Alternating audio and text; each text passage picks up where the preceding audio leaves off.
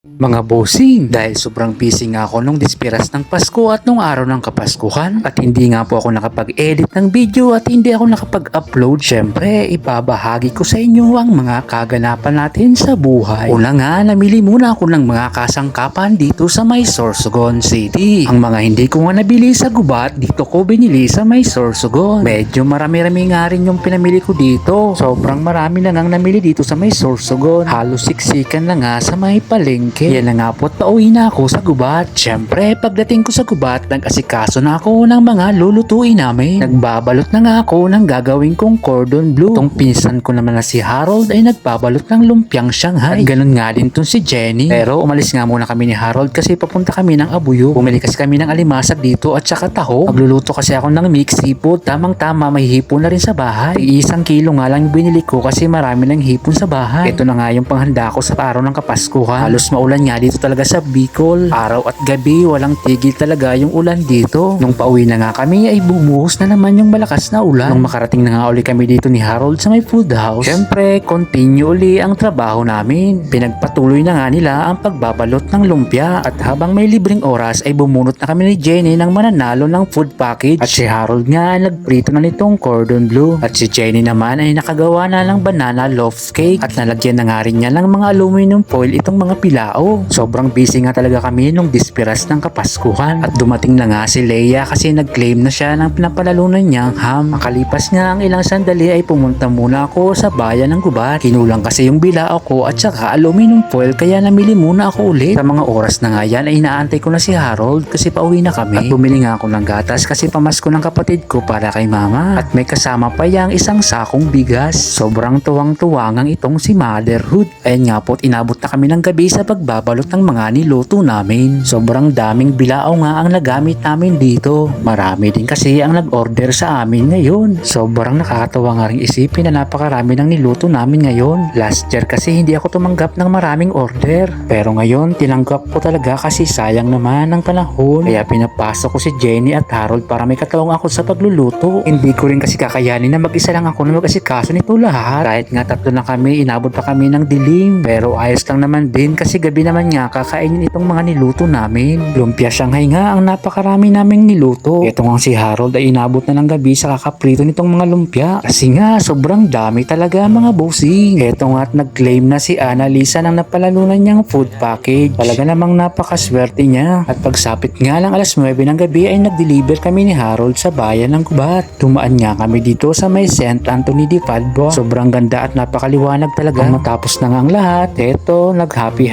na kami. May bisita nga ako ngayon, dumating si Intoy. Kaya ginamit na namin tong umiilaw na baso, agoy. At kinabukasan nga, December 25, nagbalot na ako ng mga pangregalo ko sa mga bata. Pang giveaway ko nga ito sa mga bata. Wala kasi akong ibang pangregalo kaya nagbalot na lang ako ng mga chocolate. Halo-halo na nga rin ito. At ito na nga po mga bossing yung handa ko, yung mixed seafoods at iba pa. At maya-maya nga lang ay dumating na ang mga pamangking ko para kunin yung mga pamasko ko sa kanila. Simple lang yan pero natuwa naman sila. At yung iba nga niyan ay dinala ko sa Barangay Rizal. Bali pinamigay ko nga rin doon sa mga bata at iba pa. At eto nga at si Bater pinakain ko ng aking handa. Ano yan, hanggang dito na lang po. Maraming salamat sa panonood.